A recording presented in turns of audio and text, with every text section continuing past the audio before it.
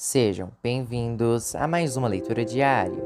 A passagem de hoje se encontra no livro de Atos dos Apóstolos, do capítulo 26 ao capítulo 28. Paulo se defende diante de Agripa. Agripa disse a Paulo: "Você pode apresentar a sua defesa." Então Paulo estendeu a mão e fez a sua defesa, dizendo o seguinte: "Rei Agripa, eu me sinto muito feliz em poder estar hoje diante do Senhor para me defender de tudo que os judeus me acusam. E especialmente feliz porque o Senhor conhece muito bem todos os costumes e questões dos judeus. Portanto, peço que o Senhor me escute com paciência. Todos os judeus sabem como tenho vivido no meio do meu povo e também em Jerusalém, desde a minha juventude até hoje.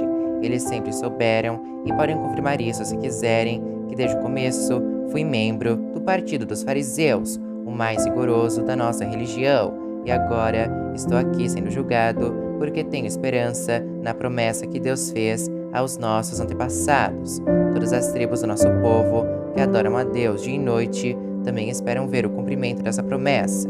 É por causa dessa esperança, ó Rei, que estou sendo acusado pelos judeus. Por que é que vocês, judeus, acham impossível crer que Deus ressuscita os mortos?" E Paulo disse ainda: "Eu mesmo pensava que devia fazer tudo o que pudesse contra a causa de Jesus de Nazaré, e foi o que fiz em Jerusalém. Recebi autorização dos chefes dos sacerdotes e prendi muitos seguidores de Jesus. Quando eram condenados à morte, eu também votava contra eles. Durante muito tempo, eu os castiguei em todas as sinagogas e os forcei a negar a sua fé. Tinha tanto ódio deles que até fui a outras cidades para persegui-los."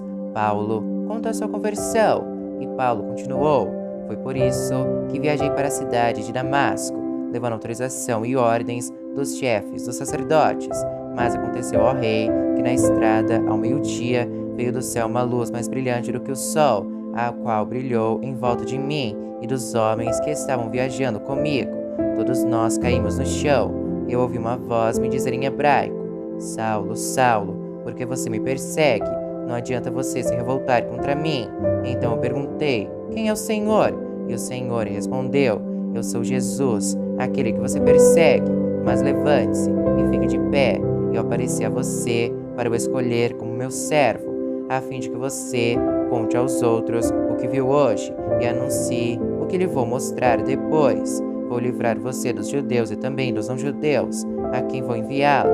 Você vai abrir os olhos deles, a fim de que eles saiam da escuridão para a luz e do poder de Satanás para Deus. Então, por meio da fé em mim, eles serão perdoados os seus pecados e passarão a ser parte do povo escolhido de Deus." Paulo fala sobre o seu trabalho, e Paulo terminou dizendo: "Portanto, ó Rei Agripa, eu não desobedeci a visão que veio do céu. Anunciei a mensagem primeiro em Damasco, depois em Jerusalém, em toda a região da Judéia e entre os não-judeus. Eu dizia a todos que eles precisavam abandonar os seus pecados, voltar para Deus e fazer coisas que mostrassem que estavam de fato arrependidos. Foi por isso que alguns judeus me agarraram quando eu estava no pátio do templo e quiseram me matar. Mas até hoje Deus tem me ajudado, por isso estou aqui trazendo essa mensagem a todos, tanto aos humildes como aos importantes, pois eu digo a mesma coisa que os profetas e Moisés disseram que ia acontecer.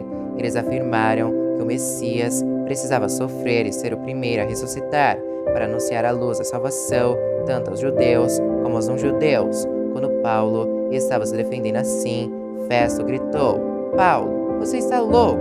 Estudou tanto que acabou perdendo o juízo. Paulo respondeu: "Eu não estou louco, excelência. Estou em perfeito juízo e digo a verdade. Eu posso falar diante do rei Agripa com toda a coragem, porque tenho a certeza de que ele conhece todas essas coisas muito bem, pois não aconteceram em nenhum lugar escondido." Então Paulo disse ao rei: "Rei Agripa, o senhor crê nos profetas?" "Eu sei que crê." Agripa respondeu: "Você pensa que assim, em tão pouco tempo, vai me tornar cristão?" Paulo disse: "Pois eu pediria a Deus que em pouco ou em muito tempo, não somente o Senhor, mas todos os que estão me ouvindo hoje, chegassem a ser como eu, mas sem essas correntes." Aí o rei Agripa, o governador, Berenice e todos os que estavam com ele se levantaram e saíram comentando: "Este homem não fez nada para merecer a morte, nem para estar preso." Então Agripa disse a Festo: "Ele já podia estar solto, se não tivesse pedido para ser julgado pelo imperador." Capítulo 27. Paulo viaja para Roma. Ficou resolvido que devíamos embarcar para a Itália. Então, entregaram Paulo e os outros presos a Júlio, um oficial romano que era do batalhão chamado Batalhão do Imperador. Nós embarcamos um navio da cidade de Adramítio, que estava pronto para navegar para os portos da província da Ásia. E assim começamos a viagem. Aristarco, um macedônio da cidade de Tessalônica, estava conosco. No dia seguinte, chegamos ao porto de Sidon. Júlio tratava Paulo com bondade e lhe deu licença para ir ver os seus amigos e receber deles o que precisava. Depois de sairmos de Sidon, navegamos ao norte da ilha de Chipre, a fim de evitar os ventos que estavam soprando contra nós. Atravessamos o mar em frente ao litoral da região da Cilícia e província da Panfilia, e chegamos a Mirra, uma cidade da província da Lícia. Ali o oficial romano encontrou um navio da cidade de Alexandria, que ia para a Itália, e nos fez embarcar nele. Navegamos bem devagar vários dias e com grande dificuldade chegamos em frente da cidade de Quinido. Como o vento não nos deixava continuar naquela direção, passamos pelo Cabo Salmona da ilha de Creta e seguimos pelo lado sul daquela ilha, o qual é protegido dos ventos. Assim, fomos navegando bem perto do litoral e ainda com dificuldade. Chegamos a um lugar chamado Bons Portos, perto da cidade de Lazéia. Ficamos ali muito tempo e tornou-se perigoso continuar a viagem porque o inverno estava chegando. Então Paulo avisou: homens, estou vendo que daqui para diante a nossa viagem será perigosa. Haverá grandes prejuízos, não somente com o navio e com a sua carga, mas também haverá perda de vidas. Mas o oficial romano tinha mais confiança no capitão e no dono do navio do que em Paulo. O porto não era bom para passar o inverno. Por isso, a maioria achava que devíamos sair dali e tentar chegar a Fênix. Essa cidade é um porto de Creta que tem um lado para o sudoeste e outro para o noroeste, e eles achavam que poderíamos passar o inverno ali. A tempestade no mar começou a soprar do sul um vento fraco, por isso eles pensaram que podiam fazer o que tinham planejado. Levantamos âncora e fomos navegando o mais perto possível do litoral de Creta, mas de repente um vento muito forte, chamado Nordeste, veio da ilha e arrastou o navio de tal maneira que não pudemos fazer com que ele seguisse na direção certa. Por isso, desistimos e deixamos que o vento nos levasse. Para escaparmos do vento, passamos ao sul de uma pequena ilha chamada Cauda. Ali, com muita dificuldade, conseguimos recolher o bote do navio. Os marinheiros levantaram o bote para dentro do navio e amarraram o casco do navio com cordas grossas. E estavam com medo de que o navio fosse arrastado para os bancos de areia que ficam perto do litoral da Líbia. Então, desceram as velas e deixaram que o navio fosse levado pelo vento, e a terrível tempestade continuou. No dia seguinte, começaram a jogar a carga no mar, e no outro dia, os marinheiros, com as próprias mãos, jogaram no mar uma parte do equipamento do navio. Durante muitos dias, não pudemos ver o sol nem as estrelas, e o vento continuava soprando forte. Finalmente, perdemos toda a esperança de nos salvarmos. Fazia muito tempo que eles não comiam nada. Então Paulo ficou de pé no meio deles e disse: homens, vocês deviam ter dado atenção ao que eu disse e ter ficado em Creta, e assim não teríamos tido toda essa perda e este prejuízo.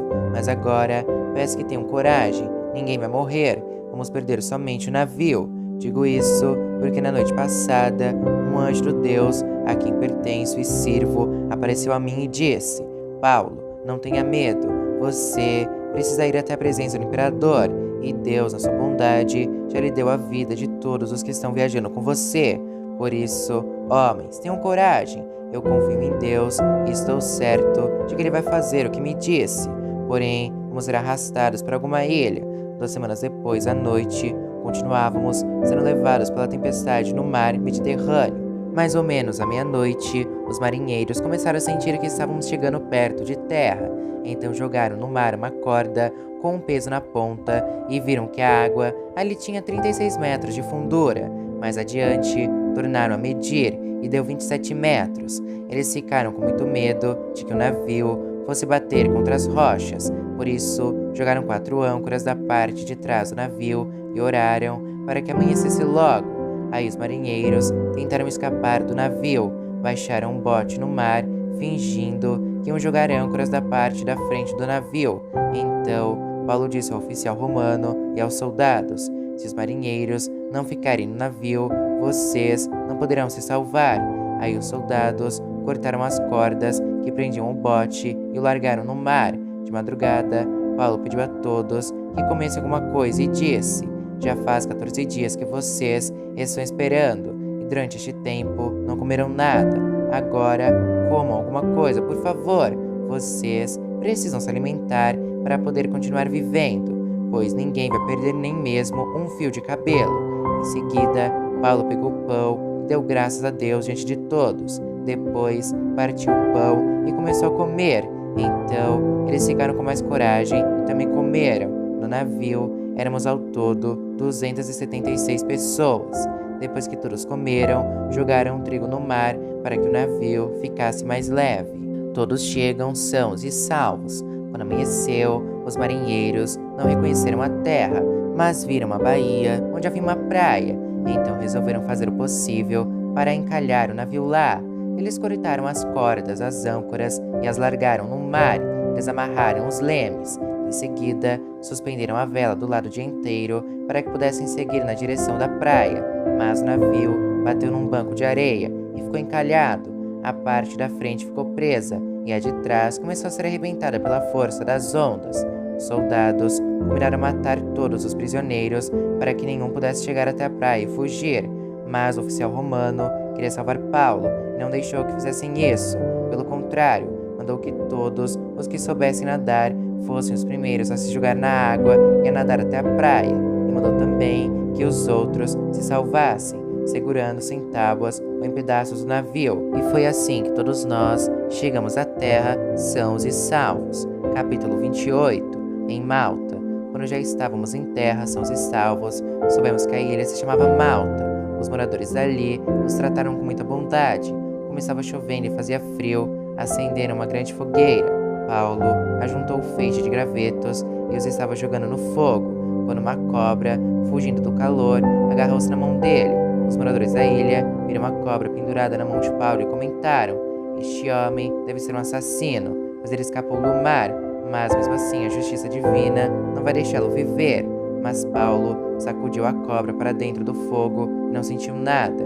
Eles pensavam que iria ficar inchado ou que ia cair morto de repente. Porém, depois de esperar bastante tempo, vendo que não acontecia nada, mudaram de ideia e começaram a dizer que ele era um deus. Perto daquele lugar, havia algumas terras que pertenciam a Públio, o chefe daquela ilha. Ele nos recebeu muito bem e durante 3 dias nós fomos seus hóspedes. O pai dele estava de cama, doente com febre e disenteria. Paulo entrou no quarto, fez uma oração, pôs as mãos sobre ele e o curou. Depois disso, os outros doentes da ilha vieram e também foram curados. Eles mostraram muito respeito por nós e quando embarcamos, puseram no navio tudo o que precisávamos para a viagem, de Malta para Roma.